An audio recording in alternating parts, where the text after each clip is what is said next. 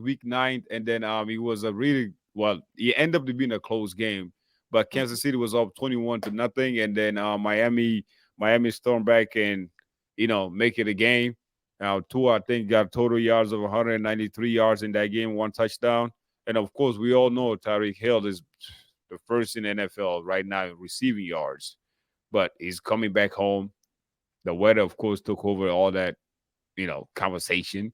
Mhm. But so talk to me, Angie, man. What's the difference between this game and last game you guys played? Um, I would say when we jumped out, when we were up 21-0 at the half, when we played them in Germany, something that Andy Reid has done, and kind of he's kind of learned it from Belichick a little bit. He likes to hold things back a little bit. He doesn't want to show, especially if he knows if we're playing in Miami, we're playing a Buffalo, we're playing a Baltimore, we're playing Cincinnati, somebody who he knows, you know what, we could potentially see them in the playoffs. So we're not gonna show them everything. And I Right. feel like that's what happened in the first game where we got up 14-0, and then that play that Tua had to Tyreek and McDuffie stripped it. Brian Cook took it the rest of the way. I felt like we were up 21-0 there, and with the way that our defense played all year, he's like, you know what? Let's just kind of get a little vanilla with the offense and kind of Little vanilla though. let the defense just do its thing, and it almost backfired. And he's done that a lot of times, and they've said it openly in years past, where yeah, we don't want to show him too much. It happened last year. We played Cincinnati. We lost to them in the regular season, and then I'm not gonna say dominated them, but we showed them different looks. And our defense coordinator Spagnola came out, and he's like, yeah, we showed Cincinnati, and just in the first half we had 4 sacks against Burrow. He's like, we wanted to show them unscouted looks that we haven't seen all year. And Andy Reid, um, what I've gathered, he likes to practice 2 to 3 new plays a week just to have it in there. And sometimes they might practice it in August and not run it to damn January. Or they might run it in November. Or they were like, yeah, we've been working on this play since 2019. Like he has 600 plays, I believe he came out and said he's like, this is what I have that I haven't even ran yet in Damn, practice, but not in a live game. I mean, his playbook is ridiculous, but that's crazy. I think a lot. I think we should win easily, given all of the defenders that are out. You got Van Ginkel out, Howard out, Yep. Sharp out, Phillips Right. out, Baker out. You got Elliott and Javon Holland who are questionable. Javon Holland, I believe, on the injury report it says knees. He's got 2 bad knees. Knees, It not says That's it one. not just yeah, that's not not gonna one. help. That's not It gonna just help in it the just cold says weather. knees, and they're. I was reading that they're like ACL related. So Oh it's like man, I don't. I'm even if he plays, are you going to be healthy? And then you got 2 backups coming in. That's where communication happens. Like, oh, you were supposed to be here. Well, you were supposed to be. And it's a lot of things. I mean, they came out this week. They signed Bruce Irvin and Justin Houston, ex Chief, Right. um, off the street. Like they're scrapping for a lot of things, and the way that they play defense, they play that single high zone defense. Mahomes would love if they stay in a zone all game. That would allow Kelsey to eat. Um, I believe that Kelsey is primed for a big game on Saturday. Uh, I mean, I, yo, but I have a question though. How healthy is Kelsey? He's good to go. yeah. I mean, mentally, he's ready to go. Physically, I would give him somewhere around like 80%. I know he's not been healthy all year. I know like ever since week like what's one, the issue though? his knee. Oh man, yeah. Once It, you it, have it, knee problems, that's it. Fact. but I mean, he almost had 100 catches and a 1,000 yards on a bad knee. So I'm gonna give him the benefit of the doubt there. He still comes out and He plays, and even if he doesn't, produce on the stat sheet, you he might be one of the greatest decoys in the game today. Yeah, Right. you're right. You're right. Definitely. Because at any point it's like he just might go off and get you 7 balls for 100 and a couple touchdowns, or he Yeah. just might give you 3 catches for 20 yards. But guess what? You guys planned for Kelsey all week, but you forgot about Rice. Fact. 'Cause that's the same thing that happened to us in the Super Bowl, man, especially in the second half. The Eagles were so focused on Kelsey, but it was using him just like you said, like a decoy. But Right. guess what, though, fellas, man? I got somebody that just want to join in. Angie, you made him already. And when you get on there, tell him thank you for welcome back to Mr. Rossi. He's back in the building. Hey, what You up, know, bro? What up? you What know, up? What up? yeah, Mr. brother. Rossi, what's going on, man? Not much, man. How Oh are you man, guys? How are you guys? good to see Yeah, you, but man. Rossi, man, thank you for joining us, man. We were just doing our picks on the Kansas City Chiefs and the Miami Dolphin game. And and of course you got to miss the Chiefs up there. Wish the weather was colder, but I don't know why would he want to be make it Right? colder. It sounds like somebody Bugging. from Miami. Bugging. Bugging. He bugging. Yeah, yeah, but Angie, there's a few stacks here I want to read about your defense, right? I never really know, like when you look at it, like Kansas City, KC actually have 57 sacks, they're second, right?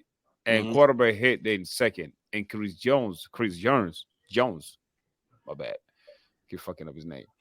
Got 10.5 sack and 30 tackles, man. Tell me about your defense going against this Miami team that haven't been a great road team. I think they're 4-4, especially not against winning teams. So Except the Cowboys. except for the Cowboys, which is a good thing. No, I mean our defense against this week, especially given the weather, I believe they're going to try and run the ball and keep Mahomes on the sideline. And what they didn't have in the first game, they got in the second game, and they got A-Chain, who's averaging a little over 7 yards a damn carry. Yeah. Right. I believe that's what they're going to try and do, because that just might be their saving grace. But our defense is second best in the league. Like, tackling. We don't miss tackles very often. So wrapping up, we wrap up. We're bringing it out. We're bringing it down to the ground. Passing wise, I with the wind chill and the wind and all that, I don't believe the passing game is gonna be a factor. And let's just say Chiefs are up 7-0 or 10-0. That's the key to this game, because you don't want Tua to throw 30 times, because Right. it's not gonna work. It's not gonna work out for you, buddy. It's just not. Um, and the way Spags might draw it up, I believe with Waddle, I don't. He's not 100%. He's still working on a high ankle sprain. He's gonna try and give it a go. I don't see him making it past the second quarter. If anything, he might be out there as a decoy. He might have a catch or two, limited plays. Spagnola is definitely going to take away Tyreek Hill. And I've said this multiple times. I believe I said it last week when we were scouting the Bills and Dolphins. Once you take away Tua's first read, Yep. he gets very confused, and Spagnola's over there just licking his chops, like, all right, I got great players. I got McDuffie. I got Snead. Let's do this. Let's confuse a young man. You got Miami's got a center that's, I think, in his third or fourth game, and he's got to make all the protection calls. I don't know how good he is at that yet, but when he does snap that ball, he's got number 95 Stone Cold Chris Jones right in his grill, and he's just going to move that man out the way. And I say Chris Jones has a big day. He might have 2 to 3 sacks. Right. I say Tua has 2 picks, and it's still going to be a low scoring game given the weather. Gotcha. Is there any snow or just cold? It's just gonna be so damn cold. There'll probably be a little snow in the air, maybe, but nothing like Buffalo's gonna get. It's just gonna be cold as hell. And windy or no? Windy, yes, with the -30 wind chill. I know that if it's gonna be like 0 degrees or 1 degree, if the weather drops to like -1, it will make it the third coldest game in NFL history, Wow. behind the Ice Bowl and the Freezer Bowl. Sound pretty damn cold to me. It is I don't know what they're gonna name this after the game, but it's gonna be cold as hell. it is kind of strange though that this would be the coldest game. I would think that maybe Buffalo or Green Bay it would be much colder, but I do agree with all the points you made. One thing for Miami, they gotta start really fast. That's the only way. Because a lot of time Miami has played teams, they start fast. By the time the defense figure out what they're doing, that's when they lose most of the time. Even against the Bills, they started fast. The Bills had to make adjustments.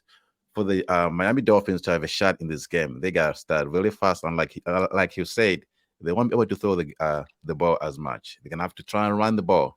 But the thing about the Dolphins, for the most part, they don't run the ball down your throat. They do a bunch of, pre-snap motions, running sideways, trying to confuse you.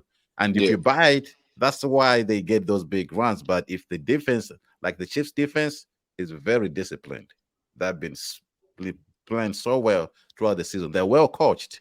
So I don't think they're going to fall for all those tricks. I mean, the Dolphins can try all kind of tricks in the book. I don't think that will work, not in that cold. And once they shut down Tyreek Hill, like you say, Wild is not 100% healthy. I don't see him making any impact on this game. Maybe the running game might a little bit. Of course, Tyreek Hill spent all those years in Kansas City, so he's used to playing the cold. But the rest of the team, man, I just don't see how they can handle this game and win. So I'm picking the Chiefs for all those reasons you just mentioned. Defense Yeah, is better. I mean, with the cold, I know a lot of people are like, "What is?" They're from Miami, they're not used to it. You know what? Either is Kansas City. Nobody's used to playing a -30-degree wind chill. You're Now, right. if it was like 5-10 degrees with like just your typical, you know what? Okay, then I understand. Right. None of the we're from Western New York. If we go out and play and what Buffalo might get dumped on, that's not normal. That is Like not normal. it's not normal. It's fun when you're a kid, but I mean, it's not normal to play under these conditions. And just miss me with all that. Oh, let's move the Buffalo game to Cleveland or Detroit or move this. Right. This is football. It is. Stop And being soft. Unless there's a damn hurricane coming or some natural disaster, I don't care. Play the game where it's meant to be played. That's football weather. I agree. Man the fuck up. And Got you. one thing before Musa take over, and one thing, the reason why I'm giving Patrick Mahomes and Andy Reid the advantage. Look how much experience they have playing the playoffs compared to man. Tua has never played in a playoff game in his NFL career. This is phase one. Well, he's gonna learn today. I hope so. and I was looking at the stats. Patrick Mahomes' playoff record in his career is one of the greatest in the history of football. His record in the playoff is just one of the best. And the experience they've had, all those playoff games, I know most of the game have been at home, but guess what? These games will be at home too. And all the experience that they have, I just don't. Sometimes you just need the experience, the head coach, and the quarterback. That's all you need to win the game. They have the experience, they have the quarterback, and they have the coach. That's not for me to win that game. Yeah, And I mean, unfortunately, then I'm go ahead. we got playing Miami, and as long as Mahomes and the Chiefs win on Saturday night, he will tie Dan Marino for playoff wins as a quarterback. So, Already? Already. Yeah, Rossi, I know you just jump into the conversation, man. But what do you think? Who do you got between the Dolphins and the Chiefs? I think if I had to pick one, I would definitely pick Kansas City just because of the experience and who they got at quarterback.